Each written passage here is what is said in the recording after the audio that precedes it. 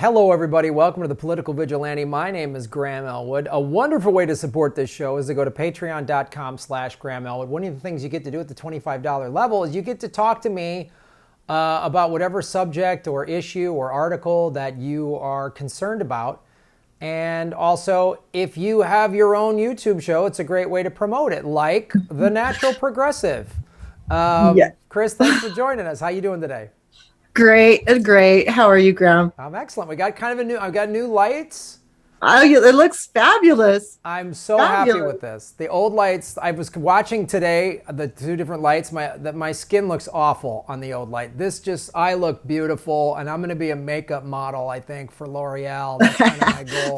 The lights make all the difference in the world. I'm looking a little washed out and bright on your screen, but generally my lighting is way better. So, I think I'm going to get a really long wig and just flip it around like a L'Oreal ad. So you just see it just there you go. And it shines and it's beautiful, and because I'm worth it. So you are worth it. All right. So this month you wanted to talk about medical marijuana. So bring us up to speed on that. Okay. So this year, or actually, in November, our state voted. Utah. Just to let people know, you live in Utah, and the voters voted medical marijuana. Yes, overwhelmingly approved medical marijuana. Within 3 days, the state legislature changed everything that we voted on, like changed all the rules. No more grow at home, grow your own. Has to go through the state, just like the liquor stores all have to go through the state. The health department has to handle all this stuff, and it's just amazingly stupid. Okay, the way they did it, it's like useless. And I brought this up before. I'm not sure if it was on your show or if it was on Uphill Media. I'm not entirely sure which channel I brought this up on, but when they first did that, I'm like, what's going to happen is they're still going to arrest people, because people are going to be coming in from out of town with their medical marijuana because they can't grow their own, and the law is in effect for medical with a note from your doctor, some kind of letter from your doctor, but there's no way to get it here, so you have to bring it in from out of state. So we've already had incidences of people getting citations for bringing it in from California. Someone got caught at the airport. They pulled someone over in Utah County. So they really, really are not being very kind to the people who really need this medication. And I don't know about how other people feel about it, but I am on anti-anxiety. Actually, I've been able to take my anti-anxiety medication because I can't swallow it. I have a really bad gag reflex, so I can't swallow it. And so I had to stop taking it recently. And, one medical marijuana or CBD, I'm going to try CBD because that is legal here. Thank God. Now that just barely became legal right before the medical marijuana did. But at any rate, yeah, they arrested one guy and the other ones got citations, and they're going to be fighting them. The ACLU and all that is involved, and Rocky Anderson, who he ran for president. He was the Salt Lake City mayor at one point. Really super progressive guy. I love Rocky Anderson, and he's been fighting for this to get the bill back to where it was. He's actually suing the state legislature to see if he can get it back to what the voters voted on, because they changed it so fast. There's kind of a technicality in the Utah Constitution that they shouldn't be able to change the voters' will like that, not that quickly at least. So I'm hoping that will happen. I mean, they already screwed up the medical care, Medicaid expansion. They did that too. They took off like half the people that should have, the people voted to qualify for, and said, oh, the taxes are too high for that. But they still had $1 billion excess in funding, and they wanted to spend that for other things. So not for medical care. Anyway, our state is so messed up. I know I keep saying that, but we just are. I mean, I don't know if you see Mike Lee and his thing about how having babies will cure the climate crisis. Okay. Anyway, moving on. So then we do have the hemp, which is great. It's legal to grow hemp here for CBD. CBD oil business has gone through the roof, and it's not that bad. I think actually that's really a progressive thing that Utah has done for such a right-wing state.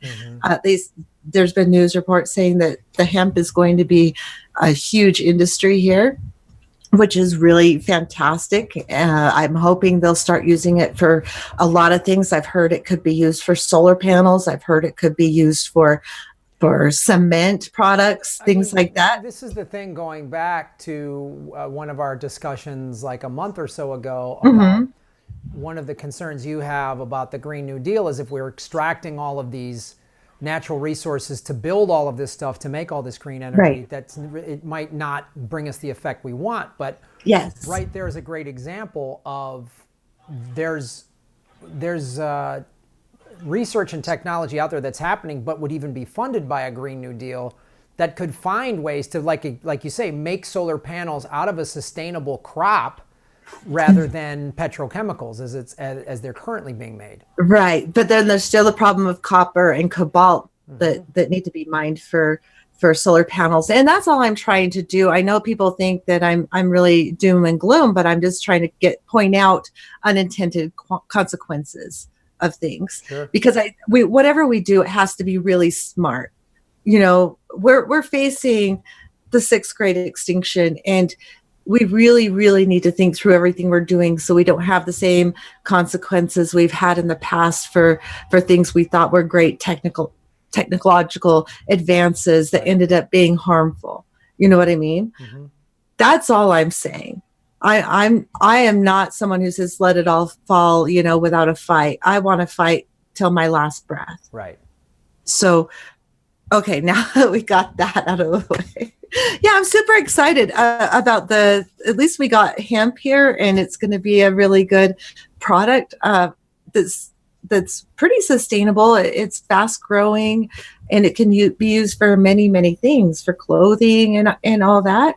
Mm-hmm. I would certainly rather see something like that than growing fields of agriculture that's not really meant to be grown in this environment. Actually, our environment in the summer is more suitable for things like hemp than, I hate to say it because of my horses and stuff, but better than crops like alfalfa that aren't really meant to grow in this area.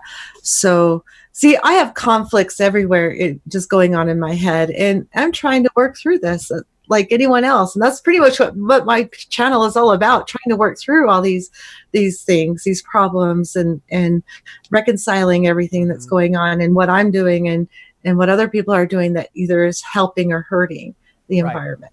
If that makes any sense at all. I don't know. No, it makes perfect sense. So now what happens? I know that you said there's some very, very kind of crazy specific laws that medical marijuana is legal, but then you cannot smoke it? No, you're not allowed to smoke it. You have to have it. You can't have it in candies. You can't have it in most edibles. You can have it in oils, square gummies only, not like gummy bear shape or anything. They have to be squares, and they have to be in like foil wrapped, which is horrible for the environment, by the way. And you absolutely cannot smoke it. And even if you have a medical card and you're caught smoking it, you'll get arrested for it. Who's behind all of these like undoing of the law that was passed by the voters of the state of Utah? The church, the LDS church, I'm sorry, the Church of Jesus Christ and Latter-day Saints. They don't like you to shorten it anymore. They respectfully request that you use the whole entire So you have to respect their name, but they won't respect the majority of the voters in the state of Utah. Yes. Okay, just so I got that clear. All right. I just had to throw that stupid crap in there. They don't respect the voters. They don't respect transgenders wanting to be called by their proper pronouns, but you have to call them by their proper name. Which is LDS. Okay, so we got that. No, not LDS. You can't use LDS. Oh, nope. I just did. So they're LDS, and they've tried to hijack laws that the voters said. So that's from the LDS. Graham Elwood is calling them LDS. Yeah, or Mormons even more. Yeah, they said Mormons. Yeah, that's just not cool for them anymore. All right. So yes, the Mormons did it. It was the Mormons. Got it. Okay. But anyway, fun facts from Utah, as usual. Yay. But now we're going to move to more of a national scene. Nuclear plants. If you want, I sent you a couple, at least one. I sent you one link about the nuclear plant if you want to pull that up, because it's really interesting. It's kind of scary. Considering everything that's going on with our environment right now. The nuclear plants aren't built up to specifications to handle even like things that could happen, like that you would just imagine would happen where they're located. You know what I mean? I'm going to share because they are by the water. I'm sorry? I'm gonna share the screen so everybody can see it here. Okay. Let me get this over. Okay, you have to kind of scan or scroll down a little to get to that one. Tom Hartman did a really good video with an interview with Paul Gunter. And if you want to go check him out, I usually don't watch Tom Hartman very much since the 2016 thing, and he pushed Hillary, but I do like following anything he does with environmental issues because he is really good on those issues. Here's what it says here. U.S. nukes aren't ready for climate change, and the captured regulator is making sure of that. Yeah, is that what's showing up? Okay, I see something different on my screen, but okay. What are you seeing? I am seeing Patreon. That's weird. Oh, maybe my thing shrinks down on its own once in a while. Maybe that's it. Yeah, okay, I got it. I can't see it. But anyway, so there's like 60 nuclear plants in the U.S. 54 of the 60 are not designed to handle flood risk.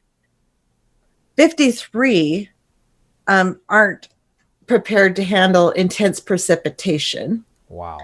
19 aren't prepared for the expected max storm surge. And so considering all of that, I'm sorry, do we really want a nuclear meltdown? And they're pushing nuclear right now. Not everybody, but there are quite a few people I've seen, even on my channel, that are saying we need to go to nuclear because it's I don't know, energy efficient or whatever. But I'm sorry. I've never been a fan of it because of the downside. They're like, oh, it's safe in Europe, but still things can happen. You look at what happened in Japan in 2011 from an earthquake. I live in Southern California. There is a nuclear plant, I don't know, about 70 miles south of me, the San Onofre plant, which is currently offline, and this is an earthquake zone. So it's really, I don't see the upside when the downside is that big. I really don't see it at all. And I think we need to take them offline and not try to include them into any sort of green energy because they're not. Right. And it takes so long to get them offline safely. Right. And even they're not even talking about if there was an electrical problem for, extended one that outlasted the generator's capabilities. Right. So if that was the case, a lot of people don't understand that they actually depend on the grid as well, the electrical grid. And if that goes out, then there could be a meltdown just from that. And there's a huge possibility that could happen with the solar flare things. I don't know. You know what I'm talking about. There's those, I'm blanking out at what they're called, but you know what I'm talking about. Not to mention there could be hacks into our system. There could be. And the thing I always bring up is I go, tell me the worst thing that could happen if a wind turbine stopped working or if a solar panel stopped. Like, what's the worst thing? They fall and you have to be right under it for it to hit you in the head? Like, what's the worst thing that can happen? Like, there's no meltdown. There's no Yeah. oil We just spill. need to keep okay. Yes. I hate nuclear. And I think we should do solar as much as we possibly can. I think it needs to be kept to a household, like on the roof, and where you can use it, or even windmills that are locally built, and not the giant ones, but one that would handle, a couple houses or something, just because of the transport and maintenance and the building of something that massive. And then we need to live within those means. I'm going to go way too deep for you, so I'm going to stop right there. No, that's okay. It's a very valid thing, because people talk about solar farms, and I'm always sort of like, well, I guess why don't we put solar on every roof that doesn't have it first? These pre-existing roofs, any roof is needing energy. I don't care if it's where I fly all the time, and I'm flying in and out of cities, and I look down and I see mostly empty, bare roofs. There's a lot of them with solar power here now. Yeah, you're starting to see more and more of them. But anytime I see like a big warehouse, I'm like, why doesn't the roof of a parking garage? I mean, everybody's home, especially in where it should have them. And then I know there's specific parts of the world where maybe they're not but there's so many things, and that's to me what part of a Green New Deal would be, is research and development, and maybe it's I don't know, it's geothermal. There's all these other things you could put it into, and how do we make them make the panels out of hemp? How do we solve the unintended consequences that you were talking about earlier of the copper and the cobalt and stuff like that? I think there's solutions out there, provided there's money and research put into it. And we need to, but there's money in mining, and every time you're mining some new item or building something new, you're generally destroying nature. And that's what is really hard on me, because we can't, and not just me, I'm fighting for everybody when I'm fighting for nature, because without nature, none of us will survive. When you think a teaspoon of soil has hundreds of thousands of microorganisms in it, and we're poisoning that, or we're digging it up, and there's dead soil now. Like, all soil used to be living soil, but now we actually have dead soil, and we've caused that. Right. And I just want people to think about that every time they want to dig up another place that was an ecosystem. Every single time, I want them to think about that, and think hard and long about that. It's no matter if it's desert or mountain or whatever, it's an ecosystem for a living creature. And I don't know. It makes me very sad. And yeah, I'm an extreme environmentalist. I am, but only because I want to protect all the living things on the planet, and that includes humans. Well, yeah, because if we don't fix climate change, it doesn't matter. We fix everything else: racism, sexism, poverty, everything else, but we don't fix the environment, it won't matter, because it'll be lights out. And if the human race can't figure this out, then it will go extinct like every other species that didn't learn how to evolve and adapt. Right. Yeah. So that's why I'm pushing my channel more towards the direction of kind of exploring all the possible unintended consequences before we make those mistakes, make people think about it. Instead of just blindly jumping on something. I am all for something that will help. Right. I am all for it, but I just want all the options and possible consequences looked at and thought about before. I saw an interview with Noam Chomsky today on Democracy Now!, and he was talking about the Green New Deal, and he goes, we need to implement a Green New Deal, similar like Ocasio-Cortez put in there. He goes, we can get into the specifics of what's going to work and what's not on an economic side, on an energy side, on an environmental impact side, but we need to implement one. And I think that's kind of, if I hear you correctly, that's what you're saying, is like, we have to go in thinking of all of the consequences, of all of the long term, of all the resource extraction it will take to build all of these things. What is the most sustainable way? And we can't just let capitalism take it over, because they could destroy it. Yeah. I think really like what Extinction Rebellion has one of their demands is a citizen assembly. So you can have this like juror type picked group of people, average Americans, and they can pull in experts and they can decide where there isn't money involved. Yeah.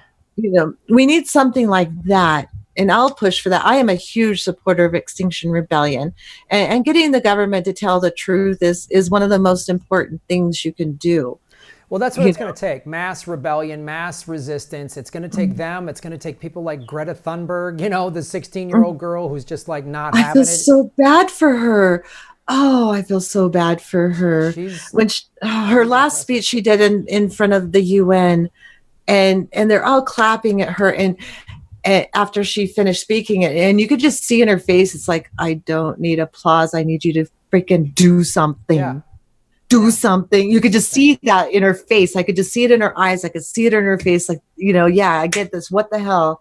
You're just going to clap and nothing will happen. Yeah, it's a bumper. You know what I mean? Yeah, it's oh, wow. And everyone, yeah. And no, but it's going to take more people like that just walking out. So, Chris, I really appreciate you taking your time, and I want people to go watch your channel, go subscribe to The Natural Progressive. She's doing a lot of live streams. And yes, Monday, 8 p.m. Mountain is my next one. It'll be fun. It's Monday Madness. It's a chat. It'll just be fun. I like to bring people in on the conversation. But Graham, I do have to thank you for everything you have done for me. I can't even express how much you have helped me in this process. I started off a long time ago. You remember how nervous and anxious I was talking on the camera. I was just besides myself. And I was just stupid. Okay. But I got all through that. And now I'm pretty comfortable talking to people. I can be me, and it's fantastic. But I'm going to have to stop doing these interviews. I can't support you at the level I'm still going to support you, damn it, because there's I just believe in supporting people who do independent media and do a really good job at it. And it's kind of like a web. Like, I support them, other people support me, and we just keep supporting each other. So I'm going to continue to support you, just not at this level. So I encourage somebody, please step in and take my place and do the interviews with Graham. I'd love to see another face of a Graham supporter coming in and talking and telling or talking about what you want to talk about, what's happening in your area, because that's really important. You're like little people all over the country being his political news vigilantes. people. That's what you are. I just want to make this real clear. Vigilante. Like, I'm so grateful for your support, because I know you've got a regular job and all this stuff, and any dollar anybody gives me, I appreciate and support it. And watching you start your own channel and Redneckonomics and all these other people is an inspiration to me, because that's what I wanted this channel to be. Is like, I say that from day one, get involved on a local level. And you've brought a lot of issues to me and to our viewers about Utah that we weren't aware of, because I always say, if they're doing it in this little Utah or Colorado or West Virginia, they're going to do it where you live. So pay attention. So, Chris, thank you so much. And thank you so much, Graham. It's going to be sad not being here on a monthly basis now. But we'll talk again down the road for sure. We'll check back in with you in a couple of months to see how the Natural Progressive is going. So thanks for watching. Thank you for supporting me, Chris, and everybody, please watch her channel, The Natural Progressive. Subscribe to it, support it in any way that you can, and of course, support this channel, like, subscribe, share the videos, do all that. And, Tuffy backs that up. He says support. Let the dogs out. We know Chris is the one who let the dogs out. So we'll see you out there, everybody, and you're all political vigilantes. Thanks for watching.